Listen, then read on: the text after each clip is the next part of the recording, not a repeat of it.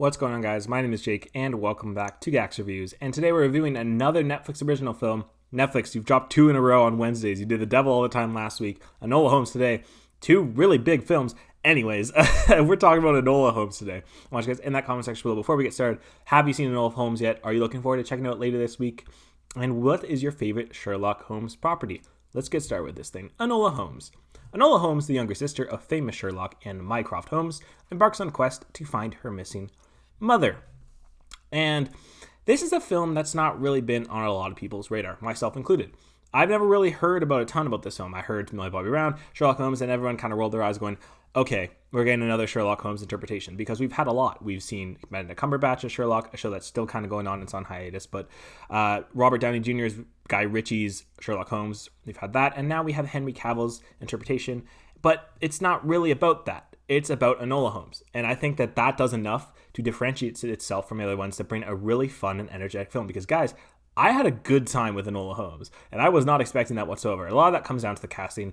We got to talk about Sherlock first. Henry Cavill does really well with this role. He's someone that you don't think of as like a top-tier A-list celebrity. He's kind of like creeping up there a little bit for me. Recently, outside of his role as Superman, Mission Impossible, Fallout, he's done The Witcher. He's done some nice little roles here, and this is a role that I think he excels in as well. I really enjoyed seeing him as Sherlock, and again, it's not his film, it's Enola. So when you look at Millie Bobby Brown, someone that I love in the Stranger Things universe, but she hasn't really done a lot outside of that, is this her first catapult film for that? Yeah, she's really good in this film, and ultimately a lot of that comes down to the energy that is presented from her character and the style that comes off. This is a very stylistic film too. They made the decision to do the breaking the fourth wall and have Enola speak to the camera. And that is a decision that can either go really well for a film or really hinder it. And I think it does just enough to push itself past that line of enjoying it. And there's a couple moments where there's kind of the Jim Halpert thing where she looks at the camera and just raises her eyebrow and does those types of faces and kind of asks questions like, hey, what should I do next? And we're kind of sitting there like, I don't know, what are you supposed to do next? Like those types of things kind of took me out a little bit, but ultimately I really dug the way they did that. And the director of the film too, you got Henry Bradbeer. It's a first-time director. He does a really good job at harnessing all of that energy and making it all on its own. And this is a really fun mystery at the end of it too.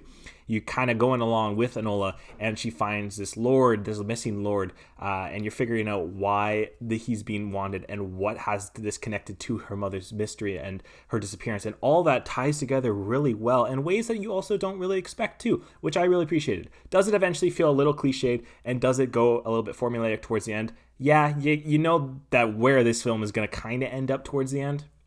But I dug this thing, man. I really enjoyed watching this thing happen. And I think that there's a lot of good messages in this movie too, especially for young kids, about not conforming to what society has for you. And this takes place in the 1800s. So looking at how women were treated back then and what their expectations were supposed to be. Enola is not exactly the definition of a woman that people would be wanting back then. And it's really fun to see that contrast in her disobeying that, and I think that's really cool. And I think that the way they portrayed her and how the themes of not going to conformity with society and being your own person is really good. However, this is not a kids film. There are some pretty not gruesome, but some pretty moments there that not a lot of kids could get a little violent for kids. But I think this is ultimately, guys, I really dug this film, and I'm gonna give Enola Holmes a 3.5. Netflix has been kind of killing it recently for films. We have The Trial of the Chicago 7 coming up in a couple of weeks. We have Mank, as well as just some of the other films we had this year.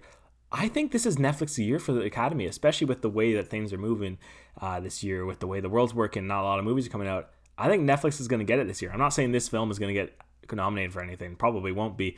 But this is a really enjoyable film, guys, and I think you should go check it out this weekend. That about wraps up for this video. If you guys did enjoy it, if you could hit that like button and subscribe if you haven't already, and I'll see you guys in the next one. Thanks for watching.